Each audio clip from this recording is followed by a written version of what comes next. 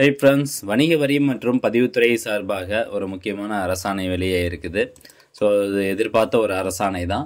அதாவது பட்ஜெட்டில் என்னதான் அறிவிப்பு வந்தாலும் அடுத்ததாக கவர்மெண்ட் ஆர்டர் அரசாணை அப்படிங்கிறது வந்துச்சுன்னா மட்டும்தான் அது ஃபுல்லாக அமெண்ட்மெண்ட் வரும். ஸோ அந்த வகையில் இந்த வணிக வரி மற்றும் பதிவுத்துறை சார்பாக இந்த அரசாணையை வெளியிட்டுட்டாங்க. ஸோ 1/4/2025 அதாவது இன்னைக்கு ஏப்ரல் 1/2025 இதுதான் நடைமுறை. இந்த அரசாணை வெளியிட்ட தேதி 29/3/2025.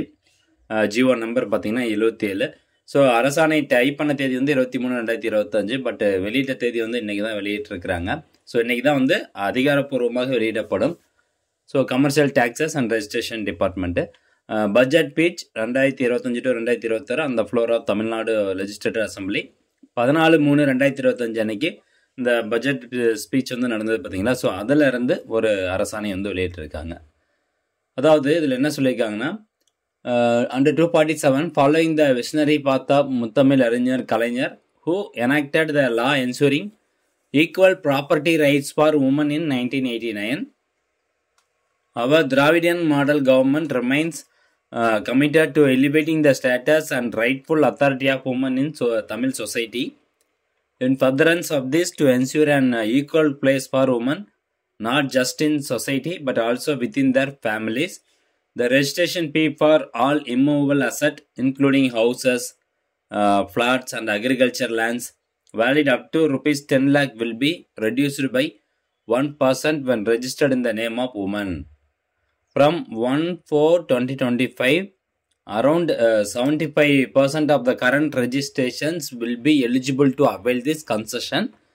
Through this initiative, the government strongly believes that women's self-reliance and financial independence will be further strengthened அப்படின்னு சொல்கிறாங்க.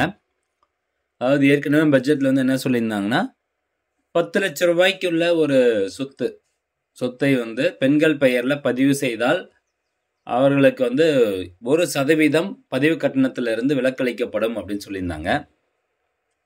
அப்போ எந்த மாதிரியான சொத்து பார்த்தீங்கன்னா அசையா சொத்து தான், இன்க்ளூடிங் ஹவுசஸ் வீடு, ஃப்ளாட் மனை, அதே மாதிரி விவசாய நிலம் எதுவாக இருந்தாலும் 10 லட்ச ரூபாய்க்கு உள்ளே இருக்கக்கூடிய ஒரு சொத்தை பெண்கள் பெயரில் பதிவு பண்ண போது பதிவு கட்டணம் 1% குறைக்கிறாங்க.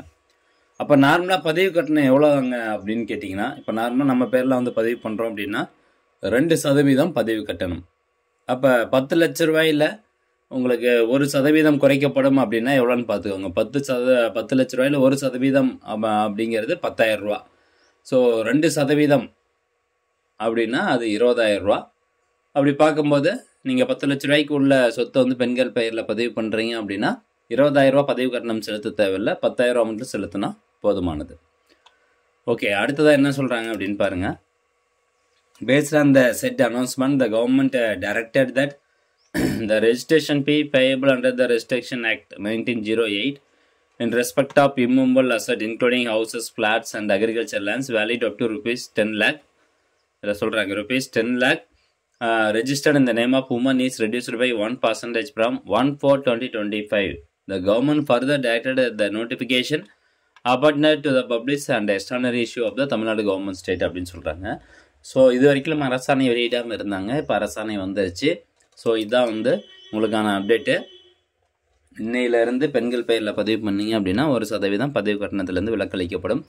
இதே நீங்கள் சொத்து 5 லட்ச ரூபாய்க்கான வேல்யூவேஷன் போட்டு தான் பதிவு பண்ணுறீங்க அப்படின்னா 5 லட்ச ரூபாய்க்கு அதில் 1% குறைப்பாங்க. 5 லட்ச ரூபாய்க்கு 2% பதிவு கட்டணம் அப்படின்னா 10,000 ரூபா வரும். அப்போ உங்களுக்கு 5,000 ரூபா பெண்கள் பெயரில் பதிவு பண்ணும்போது குறைப்பாங்க. இது ஒன்லி பதிவு கட்டணத்தில் மட்டும்தான் குறைப்பாங்க. ஸ்டாம்ப் டியூட்டி ரெஜிஸ்ட்ரேஷன் ஃபீஸ் ஃபீஸில் குறைக்க மாட்டாங்க. ஸ்டாம்ப் டியூட்டி சார்ஜஸ் அது வேறு. இப்போ நார்மலாக சொத்தை பதிவு பண்ணுறோம், கிரைய பத்திரம் போடுறோம் அப்படின்னா stamp duty charges 7%, registration charges உங்களுக்கு 2% இருக்குது. மொதல் அது 4% இருந்தது, அது இப்போ 2% குறைச்சிருந்தாங்க ஒரு 1.5 வருஷத்துக்கு முன்னாடி. அதுதான் இப்போ தொடர்ந்துட்டு வருது. ஸோ அப்படி பார்க்கும்போது உங்களுக்கு ஸ்டாம்ப் டியூட்டி சார்ஜஸ் குறைக்க மாட்டாங்க, ரெஜிஸ்ட்ரேஷன் சார்ஜஸில் மட்டும் 1% குறைக்கிறாங்க. ஓகே ஃப்ரெண்ட்ஸ், மீண்டும் அடுத்த ஒரு நல்ல பதிவில் சந்திக்கலாம். நன்றி, வணக்கம்.